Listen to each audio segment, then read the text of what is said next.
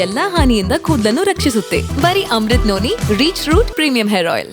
ಶಿವಕುಮಾರ್ ಅವರು ಲೋಕದ ಡೊಂಕನ್ನು ಯಾಕೆ ತಿಂತೀರಾ, ನಿಮ್ಮ ಕುಟುಂಬದ ಡೊಂಕನ್ನು ತಿದ್ದುಕೊಳ್ಳಿ ಅಂತ ಪರೋಕ್ಷವಾಗಿ ಹೇಳುವಂಥದ್ದು ಇದು ಎಷ್ಟು ಮಟ್ಟಿಗೆ ಸರಿ ಅನಿಸುತ್ತೆ?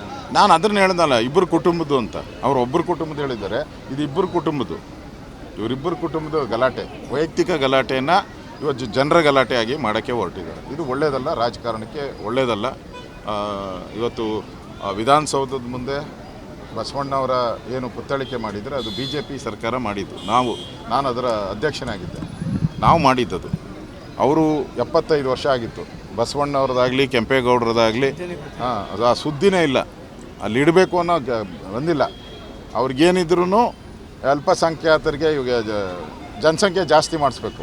ಈಗ ಹೇಳಿದಾರಲ್ಲ, ಇನ್ನೊಂದು 40 ವರ್ಷದಲ್ಲಿ ಅವರೇ ಬಹುಮತ ಆಗೋವಂಥದ್ದು. ಅದಕ್ಕೆ ಕಾಂಗ್ರೆಸ್ ಅವರು ಏನು ಬೇಕೋ ಸ್ಟ್ರಾಟಜಿಗಳನ್ನು ಮಾಡ್ತಾ ಇದ್ದಾರೆ ಅಷ್ಟೇ. ಶಿವಕುಮಾರ್ ಅವರು ಲೋಕದ ಡೊಂಕನ್ನು ಯಾಕೆ ತಿಂತೀರಾ, ನಿಮ್ಮ ಕುಟುಂಬದ ಡೊಂಕನ್ನು ತಿದ್ದುಕೊಳ್ಳಿ ಅಂತ ಪರೋಕ್ಷವಾಗಿ ಹೇಳುವಂಥದ್ದು ಇದು ಎಷ್ಟು ಮಟ್ಟಿಗೆ ಸರಿ ಅನಿಸುತ್ತೆ? ನಾನು ಅದನ್ನ ಹೇಳ್ದಲ್ಲ, ಇಬ್ಬರು ಕುಟುಂಬದ್ದು ಅಂತ. ಅವರು ಒಬ್ಬರು ಕುಟುಂಬದ ಹೇಳಿದ್ದಾರೆ, ಇದು ಇಬ್ಬರು ಕುಟುಂಬದ್ದು. ಇವರಿಬ್ಬರು ಕುಟುಂಬದ ಗಲಾಟೆ, ವೈಯಕ್ತಿಕ ಗಲಾಟೆಯನ್ನು ಇವತ್ತು ಜನರ ಗಲಾಟೆಯಾಗಿ ಮಾಡೋಕ್ಕೆ ಹೊರಟಿದ್ದಾರೆ. ಇದು ಒಳ್ಳೆಯದಲ್ಲ, ರಾಜಕಾರಣಕ್ಕೆ ಒಳ್ಳೆಯದಲ್ಲ. ಇವತ್ತು ವಿಧಾನಸೌಧದ ಮುಂದೆ ಬಸವಣ್ಣವರ ಏನು ಪುತ್ಥಳಿಕೆ ಮಾಡಿದರೆ ಅದು BJP ಸರ್ಕಾರ ಮಾಡಿದ್ದು. ನಾನು ಅದರ ಅಧ್ಯಕ್ಷನಾಗಿದ್ದೆ. ನಾವು ಮಾಡಿದ್ದದು. ಅವರು 75 ವರ್ಷ ಆಗಿತ್ತು. ಬಸವಣ್ಣವ್ರದ್ದಾಗಲಿ ಕೆಂಪೇಗೌಡರದಾಗಲಿ ಅದು ಆ ಸುದ್ದಿನೇ ಇಲ್ಲ. ಅಲ್ಲಿ ಇಡಬೇಕು ಅನ್ನೋ ಬಂದಿಲ್ಲ. ಅವ್ರಿಗೇನಿದ್ರೂ ಅಲ್ಪಸಂಖ್ಯಾತರಿಗೆ ಇವಾಗ ಜನಸಂಖ್ಯೆ ಜಾಸ್ತಿ ಮಾಡಿಸ್ಬೇಕು. ಈಗ ಹೇಳಿದಾರಲ್ಲ, ಇನ್ನೊಂದು 40 ವರ್ಷದಲ್ಲಿ ಅವರೇ ಬಹುಮತ ಆಗೋವಂಥದ್ದು. ಅದಕ್ಕೆ ಕಾಂಗ್ರೆಸ್ ಅವರು ಏನು ಬೇಕೋ ಸ್ಟ್ರಾಟಜಿಗಳನ್ನು ಮಾಡ್ತಾ ಇದ್ದಾರೆ ಅಷ್ಟೇ. ಶಿವಕುಮಾರ್ ಅವರು ಲೋಕದ ಡೊಂಕನ್ನು ಯಾಕೆ ತಿಂತೀರಾ, ನಿಮ್ಮ ಕುಟುಂಬದ ಡೊಂಕನ್ನು ತಿದ್ದುಕೊಳ್ಳಿ ಅಂತ ಪರೋಕ್ಷವಾಗಿ ಹೇಳುವಂಥದ್ದು ಇದು ಎಷ್ಟು ಮಟ್ಟಿಗೆ ಸರಿ ಅನಿಸುತ್ತೆ? ನಾನು ಅದನ್ನ ಹೇಳ್ದಲ್ಲ, ಇಬ್ಬರು ಕುಟುಂಬದ್ದು ಅಂತ. ಅವರು ಒಬ್ಬರು ಕುಟುಂಬದ ಹೇಳಿದ್ದಾರೆ, ಇದು ಇಬ್ಬರು ಕುಟುಂಬದ್ದು.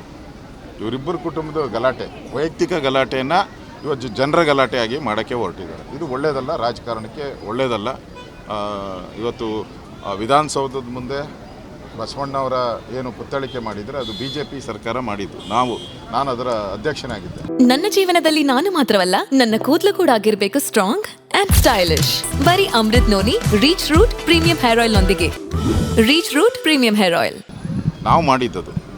ಅವರು 75 ವರ್ಷ ಆಗಿತ್ತು. ಬಸವಣ್ಣವ್ರದ್ದಾಗಲಿ ಕೆಂಪೇಗೌಡರದಾಗಲಿ ಅದು ಆ ಸುದ್ದಿನೇ ಇಲ್ಲ. ಅಲ್ಲಿ ಇಡಬೇಕು ಅನ್ನೋ ಬಂದಿಲ್ಲ. ಅವ್ರಿಗೇನಿದ್ರೂ ಅಲ್ಪಸಂಖ್ಯಾತರಿಗೆ ಇವಾಗ ಜನಸಂಖ್ಯೆ ಜಾಸ್ತಿ ಮಾಡಿಸ್ಬೇಕು.